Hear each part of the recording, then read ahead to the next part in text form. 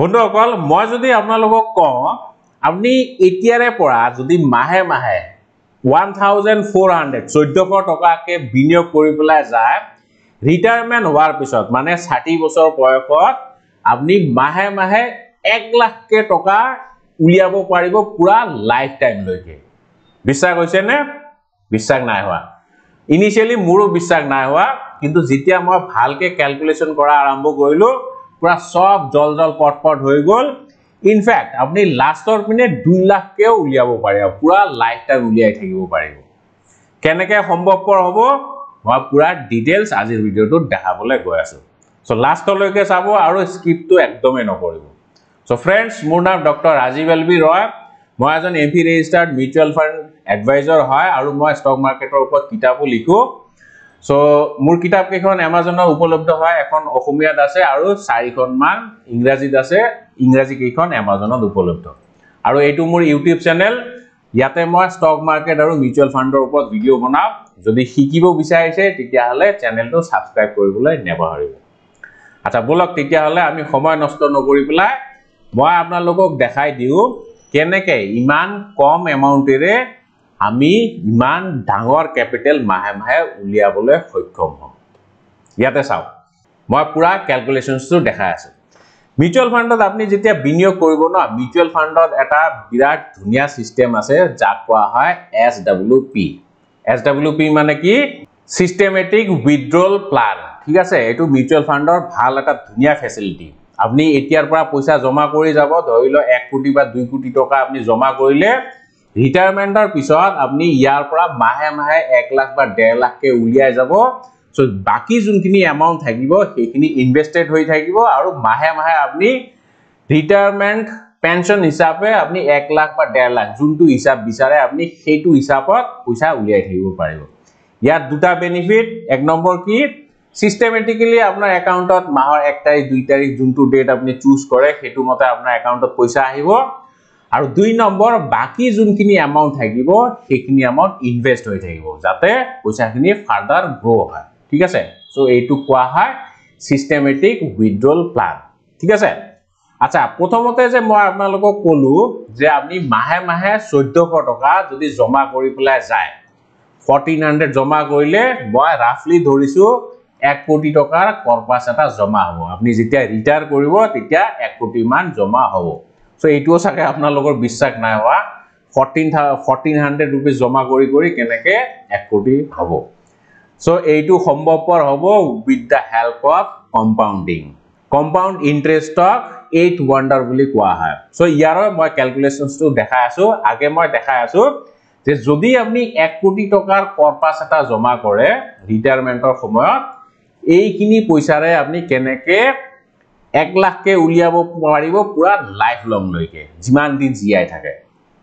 So হেতু calculation আগে মই দেখাই দিছো ঠিক আছে সো ইয়াতে মই 1 কোটি টকা ধৰিছো আপোনাৰ টোটাল ইনভেষ্টমেন্ট ৰিটায়াৰমেন্ট লৈকে 60 ইয়াৰ্স লৈকে আপনি পইচা জমা কৰি 1 কোটি টকা বনাইছে আৰু এই 1 কোটি টকা কেনেকে জমাব হেতু মই কৈ আছো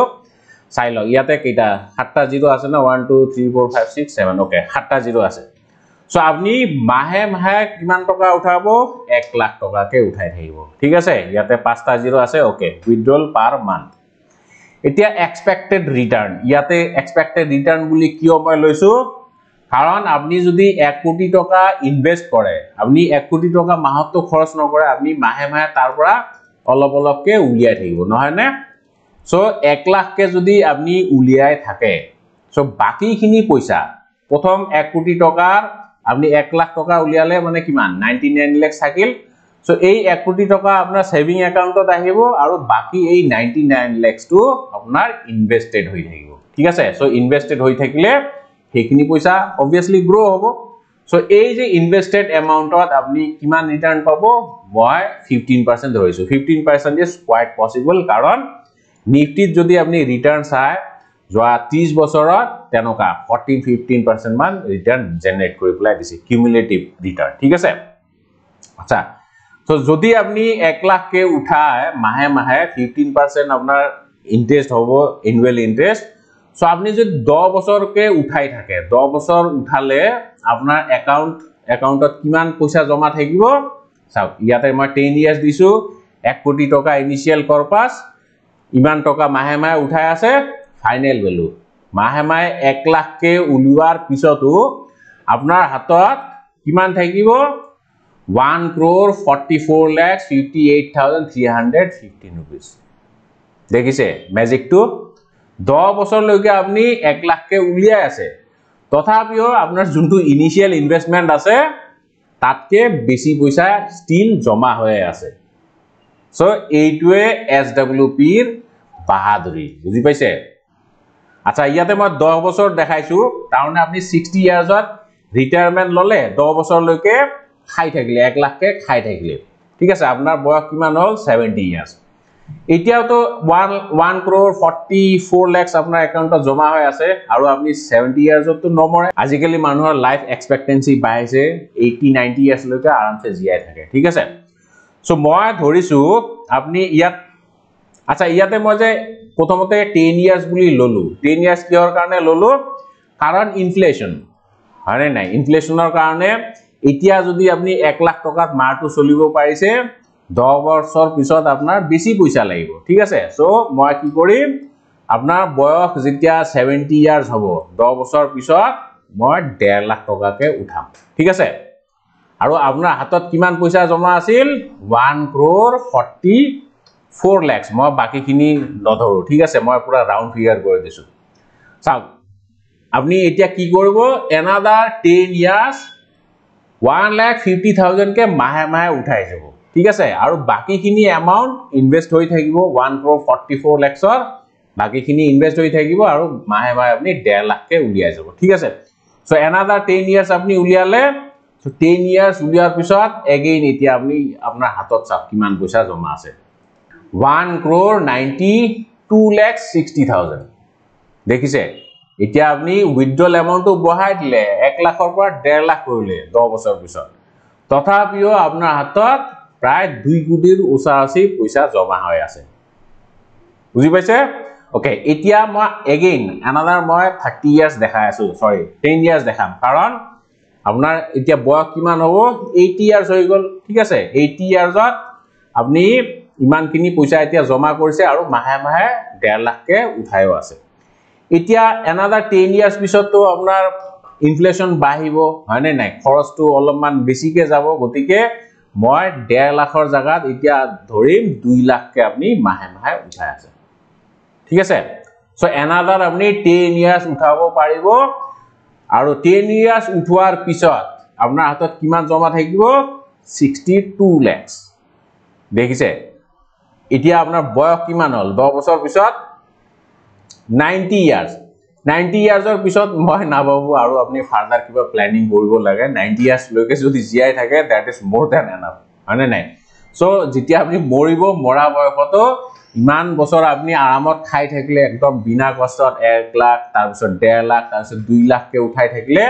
উঠোৱাৰ পিছতো ফাইনালি আপোনাৰ হাতত 62 lakhs থাকি গল এইখিনি পইচা আপোনাৰ লৰা ছোৱালী নাতিপুতি জাক দিব বিচাৰে দিব পাৰে এতিয়া So that is the beauty of SWP. Etu magic বুলি কব লাগিব নহয় নে সো এতিয়া এইখিনি হিসাবটো বুজি পাইছে হয়তো আপোনালোকৰ মাইন্ডত কিছুমান এতিয়া কোৱেশ্চন ওলাই আছে যে মই 1 কোটি টকা দেখালো ইয়াতে এই 1 কোটি টকাটো কেনেকৈ জমা কৰিম 1 কোটি টকা জমা কৰাটো ইমান একচুয়ালি ডাঙৰ কথা নহয় যদি আপনি সিস্টেমেটিক্যালি ডিসিপ্লিন ওয়েত ইনভেস্ট কৰি যায় সো ইয়াতে মই পুৰা ক্যালকুলেশন শীট এখন বনাইছো আৰু এইখন শীট বনাতে মোৰ অলপমান টাইম লাগিছে মই ইয়াতে দেখাই আছো যে আপনি যদি 1 কোটি টকাৰ কৰ্পাছ এটা জমা কৰিবলৈ যায় তেতিয়া হলে আপনি এতিয়াৰ পৰা স্টেপ লব লাগিব এতিয়াৰ পৰা বিনিয়োগ স্টাৰ্ট কৰিব লাগিব হয়নে নাই সেভিং একাউন্টত যদি আপনি পইচা জমা থৈ দিয়ে সেইখিনি পইচা কেতিয়াও 1 কোটি নহয় হয়নে নাই সো পইচাৰ পৰা পইচা বনাবলৈ হলে আপনি পইচা ইনভেস্ট কৰিব লাগিব সো এতিয়া মই এটো দেখা আছো এটো চাওক SIP ৰিকোয়াৰমেন্ট সো যদি আপোনাৰ হাতত 1 কোটি টকা লাগে ৰিটায়াৰমেন্টৰ সময়ত ঠিক আছে 1 crore মানে 7টা 0 1 2 3 4 5 6 7 7টা 0 ইয়াতো মই 15% বুলিয়ে ৰিটাৰ্ণ ধৰিছো ঠিক আছে আৰু আপোনাৰ বয়স এতিয়া মই ধৰিছো 30 ইয়াৰ্স হৈ আছে ঠিক আছে তাৰমানে আপোনাৰ হাতত এতিয়া কিমান বয়স আছে 30 ইয়ার্স ঠিক আছে 30 30 60 হ'ব 60 ইয়ার্স লৈকে আপনি পইচা ইনকাম কৰি থাকিব পাৰিব আপনি চাকৰি কৰক বা ব্যৱসায় কৰক 30 60 ইয়াৰ্স লৈকে তো পাৰিব ঠিক আছে এতিয়া চাওক 1 কোটি টকাৰ যদি আপোনাৰ কৰ্পাস লাগে 15% যদি ৰিটাৰ্ণ আপনি ইয়াৰলি পাই থাকে 30 ইয়াৰ্স লৈকে যদি জমা কৰিব বিচাৰে মাহে মাহে SIP required 1427 rupees দেখিছে এইটো যদি বিশ্বাস নাই হোৱা মই ৰেডিমেড ক্যালকুলেটৰ এটা আছে হেতুত মই দেখাই দিছো ঠিক আছে ইয়াত 1427 ৰেডিমেড ক্যালকুলেটৰ মানে এইটো গ্ৰো ক্যালকুলেটৰ হয় সো এইটো মই নিজে বনোৱা ক্যালকুলেটৰ আৰু এইটো ৰেডিমেড ক্যালকুলেটৰ এইবিলাকক তো বিশ্বাস কৰিবই লাগিব সো মাহে মাহে আপনি কিমান জমা কৰিব 1400 ঠিক আছে ৰিটাৰ্ণ টু মই ধৰিছো 15% ঠিক আছে 15% কে আপনি ৰিটাৰ্ণ পাব 30 বছৰ লৈকে আপনি জমা কৰি যাব ঠিক আছে ইয়াতে 30 ইয়াৰ্স ওকে এতিয়া ম্যাজিক টু চাওক আপোনাৰ জমা এমাউন্ট কিমান হৈছে only 5,04,000 টকা এস্টিমেটেড ৰিটাৰ্ণ ইমান আৰু টোটাল ভ্যালু হ'ব 98 lakhs ঠিক আছে সো মোৰ যোনটো হিসাব আছিল এইটো একদম এক্সাক্ট হয় একুৰেট হয় মই ইয়াতে 1400 লৈছো কিন্তু যোনখন মোৰ ক্যালকুলেশন শীট আছিল হে 1427 ওলাইছে নহয় নে ইয়াতে 1427 ঠিক আছে সো এইটো যদি মই ৰাউন্ড ফিগাৰ কৰি দিও 1430 বুলি ঠিক আছে 27 to 30 এয়া এতিয়া চাওক 1,24,000 জমা আছে বুজি পাইছে সো এইটো কোৱা হয় ম্যাজিক অফ কম্পাউন্ডিং ইয়াত যে আপনি 15% ৰিটাৰ্ণ পাব হেতু কম্পাউন্ড ইন্টাৰেস্ট দে সিম্পল ইন্টাৰেস্ট নহয় আৰু compound interest to hall world's 8th wonder ঠিক আছে এতিয়া আপোনালোকে হয়তো ভাবি আছে মোৰ বয়সটো 30 কে বেছি হৈছে 35 ইয়াৰ্স হৈছে তেতিয়া হলে মই কিমান পইচা জমা কৰিব লাগিব মাহে মাহে SIP কিমান কৰিব লাগিব সো যদি আপোনাৰ বয়স 35 হৈছে তাৰমানে আপোনাৰ হাতত এতিয়া কিমান আছে 25 ইয়াৰ্স আছে ঠিক আছে সো 25 ইয়াৰ্স যদি আপনি জমা কৰে তেতিয়া হলে 3000 কে জমা কৰিব লাগিব আৰু যদি আপোনাৰ বয়স 40 হৈছে তাৰমানে আপোনাৰ হাতত ৰিটায়াৰমেন্ট হোৱা লৈকে 20 বছৰ আছে সো সৰি 20 বছৰ 20 ইয়াৰ্স তেতিয়া হলে 6000 কে 6500 কে জমা কৰিব লাগিব সো ইয়াৰ পৰা আপনি কি গম পালে সো জিমানে আপোনাৰ বয়স বাঢ়িব হিমানে এই SIP ৰিকোয়াৰমেন্টটো বাঢ়ি যাব কোত 1400 আছিল তাৰছত 5 বছৰতে দুগুণ পইচাৰ প্ৰয়োজন এডিশনাল এমাউন্টৰ প্ৰয়োজন হল so 3000 something hol noy na so another 5 years or karone kiman hol 6000 price 600 man so jimane boyok bahibo himane SIP amount tu bahibo etia apnar boyok jodi 45 years hoy titia hole sa 14000 ke joma koribo lagibo investment or kotha akhar ase the early the better jiman honkale start koribo himane apni kom poisa re dangor corpus banabo paribo thik ase ইনভেস্টমেন্টত মন্ত্র একার আছে যদি আপনি corpus বঢ়াব বিচাৰিছে corpus বঢ়াবলে হলে আপনি দুটা ইনপুট দিব লাগিব হয় আপনি ইনপুট টু ক্যাপিটাল ইনপুট বেছিকে দিব লাগিব নহলে আপনি টাইম টু বেছিকে দিব লাগিব ঠিক আছে সো দুটাৰ এটা তো দিবই লাগিব সো এইটো এটা মেশিনে হয় মেশিনটোত আপনি কিবা এটা ইনপুট দিলেহে আউটপুট ওলাব হয় ক্যাপিটাল বেছিকে ইনপুট দিয়ক তেতিয়া বেছিকে কর্পাস জমা হ'ব নহলে আপনার যদি ক্যাপিটাল কম আছে তেতিয়া হলে টাইম বেছিকে দিয়ক দুটাৰ এটা আপনি বেছিকে দিবই লাগিব তেতিয়া হে ভাল কর্পাস এটা জমা হ'ব বুজি পাইছে সো এতিয়া আপনি এইটো যে মই SIP কৰাৰ কথা কলো SIP আপনি কেনেকে কৰিব পাৰে সবতছে বেস্ট অপশন তো মিউচুয়াল ফান্ডে হয় আৰু মিউচুয়াল ফান্ডত যদি আপনি SIP কৰিব বিচাৰে তেতিয়া হলে আজিকালি আপনি ঘৰত বহিয়ে SIP খুলিব পাৰে মই তলত এটা লিংক দি দিম ডিমেট একাউন্টৰ হেতু ফ্ৰীতে আপনি খুলিব পাৰিব আৰু ডিমেট একাউন্ট খোলাৰ পিছত আপনি নিজে ঘৰত বহিয়ে SIP এটা ওপেন কৰিব পাৰিব আৰু কেনেকে SIP ওপেন কৰিব পাৰে হেতুৰ ওপৰত মই অলৰেডি বহুত কেইটা ভিডিও বনাই থৈছো এটো যেনেকে মিউচুয়াল ফান্ড 100 টকাৰ SIP কেনেকে খুলিব পাৰি সো ইয়াতে মোৰ প্লেলিস্ট এটা আছে প্লেলিস্টত গৈ পেলা আপনি চাব পাৰিব কেনেকে ওপেন কৰিব পাৰি সো পুৰা ইজি স্টেপ হয় নিজৰ ঘৰত বহিয়ে কৰিব পাৰিব ঠিক আছে ইয়াতে মই প্লেলিস্টখন দেখাই দিছো এইটো মিউচুয়াল ফান্ড ইন এছএমএছ বুলি এইটো প্লেলিস্ট কমপ্লিট চালে আপোনালোকে গম পাইছো আৰু এই ফ্ৰী ডিমেট একাউন্টৰ লিংকটো মই তলত দি দিম সো মই আশা কৰিছো ভিডিওটো আপোনালোকে ভাল পাইছে আপোনালোকৰ মতামত নিশ্চয় জনাব ভিডিঅ'টো কেনেকুৱা পাইছে ভাল বেয়া নে অসম নে সুপাৰ নে ফ্যান্টাস্টিক যিকোনো লিখিব পাৰে কিন্তু আপোনালোকৰ সহাৰি পালে মই বিৰাটে ভাল পাম শেষলৈকে ভিডিঅ' চোৱাৰ বাবে অশেষ ধন্যবাদ জয় আই অসম